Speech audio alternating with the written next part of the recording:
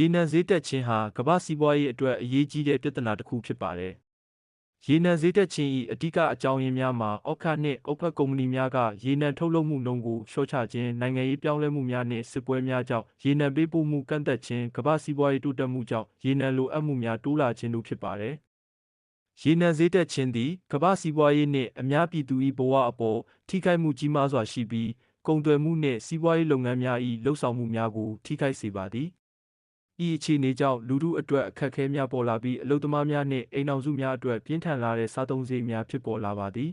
။ရေနံဈေးတက်ခြင်းကြောင့်စားသုံးဆီဈေးများလည်းတက်လာပါသည်။ဆီဈေးများတက်လာခြင်းသည်နိုင်ငံတကာတွင်ထုတ်လုပ်မှုကုန်ကျစရိတ်များတိုးလာပြီးစားသုံးသူများအတွက်စားသုံးဆီဈေးများတိုးတက်လာခြင်းဖြစ်ပါသည်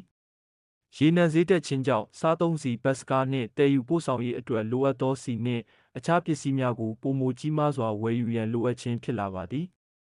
စားသုံးဆီဈေးတက်ခြင်းသည်ကုန်ကျစရိတ်များကိုတိုးတက်စေပြီးစားသုံးသူများ၏နေ့စဉ်အသုံးစရိတ်တိုးလာခြင်းအပြင်စီးပွားရေးအပေါ်အကျိုးသက်ရောက်မှုကောင်းများပါရှိသည်။ထို့အပြင်ပြည်တွင်းနှင့်နိုင်ငံတကာတောင်းဆိုမှုများတိုးလာခြင်းကြောင့်ဈေးကွက်ပေါ်တွင်ဈေးများတက်လျက်ရှိနေပါသည်။ရေနံဈေးတက်ခြင်းနှင့်စားသုံးဆီဈေးတက်ခြင်းသည်စီးပွားရေးလုပ်ငန်းများအိမ်ထောင်စုများနှင့်စားသုံးသူများအပေါ်ရင်းနှီးမြှုပ်နှံမှုများကုန်ကျစရိတ်များကိုတိုးတက်စေပြီးစားသုံးသူများအတွက်ပိုမိုခက်ခဲလာတာကိုခံစားရပါသည်။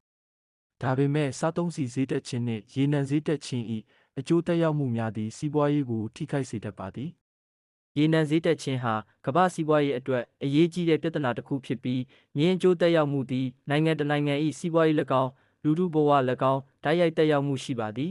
။သို့သောအခုအခါကမ္ဘာရေနံဈေးပြောင်းလဲမှုကြောင့်မြန်မာနိုင်ငံအပါအဝင်အခြားနိုင်ငံများတွင်လည်းအခက်အခဲများပြုလုပ်လာပြီးဖြစ်ပါတယ်။ရေနံဈေးတက်ခြင်း၏အဓိကအကြောင်းရင်းများမှာပထမကမ္ဘာရေနံထုတ်လုပ်မှုလျော့နည်းမှုဖြစ်ပါတယ်။အဓိကရေနံထုတ်လုပ်နိုင်ငံများဖြစ်သော OPEC နှင့် OPEC တို့ကရေနံထုတ်လုပ်မှုကိုလျှော့ပေးခဲ့ခြင်းကြောင့်ရေနံဈေးများတက်လာခဲ့ပါတယ်